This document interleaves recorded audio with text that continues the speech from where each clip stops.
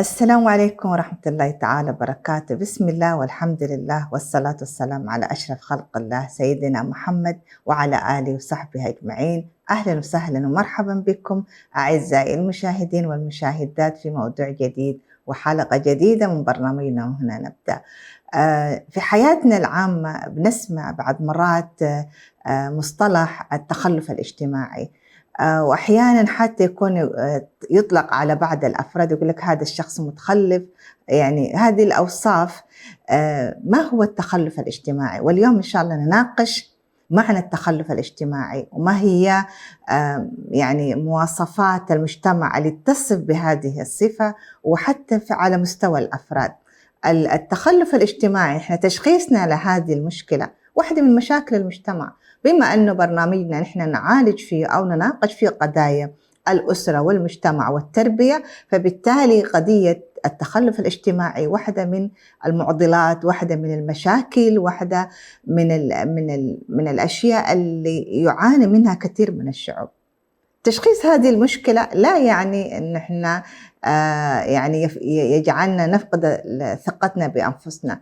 تشخيصنا للمشكلة لا يعني أن احنا نكون اكتفاء أو ننكفي على وننطوي وننضب حظنا، أو يكون عندنا الشعور السلبي بمفهوم أنه نقلل من شأننا وجلد الذات.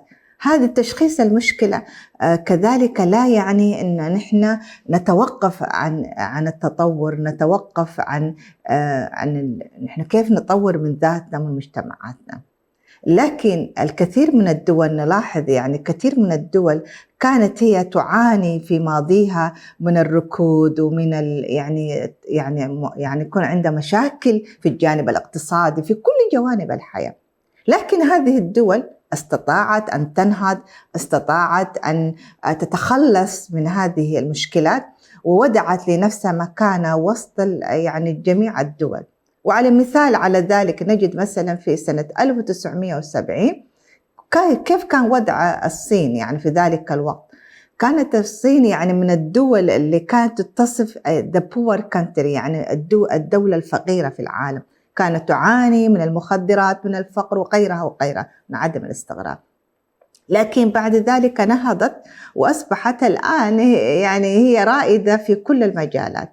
وكذلك اليابان، يعني اليابان بعد قنبلة هيروشيما وكيف حصل لها وكيف يعني هذه الدولة تدمرت، لكن في قرار نفسهم يعني بدأ اليابانيين يبحثوا لماذا يعني نحن وصلنا لهذه المرحلة، ومعناها العيب فينا نحن كيابانيين، وبدأوا ينهضوا بالعلم، وبدأت ثورة التطور في اليابان وما زالت يعني. فهذه كلها نماذج لدول كانت تعاني من مشكلات في التخلف الاجتماعي بكل أنواعه، ولكن استطاعت أن تنهض، استطاعت أن يكون يعني تأخذ مكانتها في العالم.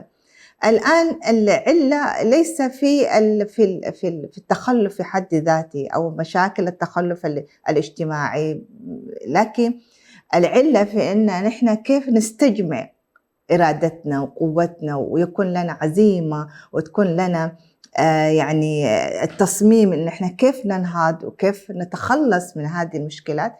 أولاً من خلال تصنيفنا ونعرف أسبابها ونشخصها وندع لها العلاج. الآن نأتي، وهذا كله يحتاج لماذا؟ علاج مشكلة التخلف الاجتماعي تحتاج البذل والتضحية من ماذا؟ من وقتنا ومن مقدراتنا، وأن نتخلص من أنانيتنا، كل هذه الأشياء، وندع كل إمكانياتنا في مصلحة المجتمع. فإذا فعلا نحن استطعنا أن نتخلص من هذه العلل، استطعنا أن ندع يعني خطة وكيف ننهض، هذه الأشياء ليس بالمستحيل يعني. فهذه الطريقة اللي تجعل الأمم تتخلص من هذه العلل والمشاكل الاجتماعية. الآن نأتي ما هو مقصود التخلف الاجتماعي؟ ما معنى التخلف الاجتماعي؟ التخلف يعني نحن فشلنا أو القصور، يعني فشل الإنسان ويكون في تخلف بمعنى أنه في هنالك قصور، هنالك في فشل في ماذا؟ في أنه أنا يعني أتبنى أنماط إيجابية، أنماط فكر، أنماط تطور جديدة، وهذه الأنماط اللي تأتي إلى تقود المجتمع إلى حياة أفضل. بمعنى أنا كيف أستطيع أن يعني أتبنى أفكار جديدة، وهذه الأفكار الجديدة تجعل هذا المجتمع وهذا الفرد يكون له وضع أفضل، يعني تطوير نحو الأفضل. هل هنالك أنواع من التخلف؟ هنالك في نوعين من التخلف. أولاً التخلف النسبي والتخلف الذاتي. ما معنى التخلف النسبي؟ بمعنى أن مثلاً أنا أقول هذه الدولة نسبة تخلفها بنسبة مقارنة مع الدولة الأخرى، يعني أنا أنسب مثلاً درجة التخلف مقارنة بالآخرين. هذا النوع الأول. النوع الثاني اللي هو التخلف الذاتي، التخلف اللي بمقصود به إنه الإنسان له إمكانيات، أي واحد مننا له إمكانياته، له ربنا أعطاه من الذكاء، من المقدرات، لكن لا يوظف هذه المقدرات بالشكل الصحيح. وقس على ذلك حتى على مستوى الدول، يعني كثير من الدول تمتلك موارد، وتمتلك موارد إذا كان موارد بشرية، موارد طبيعية، لكن لم تستغل هذه الموارد بالشكل الصحيح. فبالتالي تعاني هذه الدول من مشكلات. ماذا؟ تعاني من الفقر، تعاني من الجهل، تعاني من النقص في الاحتياجات، إذا كان في جانب الصحة، في جانب اللي هي كل وسائل الحياة. هذه كلها تعتبر من التخلف الذاتي. الآن نأتي ما هي مظاهر، يعني متى أنا أقول مثلا هذا المجتمع أو هذه الدولة تعاني من التخلف الاجتماعي. رقم واحد، إذا كانت هذه المجموعة أو هذه الدولة يعني فيها العصبية يعني الولاءات الفردية، بمعنى الضيقة، إن أنا يكون هم كله فقط قبيلتي، هم كله إن هذا المجتمع يعني تتفشى فيه هذه الظواهر اللي هي ظاهرة اللي هي التحيز للقبيلة. الله سبحانه وتعالى يقول في محكم تنزيله: وجعلناكم شعوبا وقبائل تعارفوا إن أكرمكم عند الله أتقاكم. ليس العيب في إن أنا أفتخر بقبيلتي بأصلي، لكن العيب إنه يكون هذا هو المعيار لتقييم الآخرين. بمعنى أن أنا مثلا كأنا مديرة أو أنا صاحبة شركة مؤسسة، يكون معياري لا، إذا ما كان من قبيلتي أنا أدع الأولوية للقبيلة، حتى ولو كان هذا الفرد هذا الشخص لا يملك من الإمكانيات.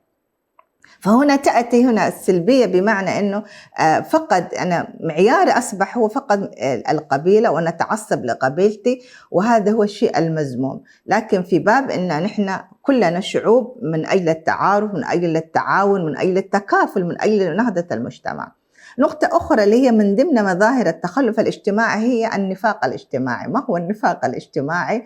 هو بمعنى أنه أحيانا في أمثال شعبية: اليد التي لا تستطيع أن تقطعها يعني أقبلها وأدعو لها بالكسر، يعني. وفي أمثال أخرى: اتمسكن لحد ما تتمكن. هذا كله هو وليد الذل، هو أن أنا أكون مذلولة اجتماعيا.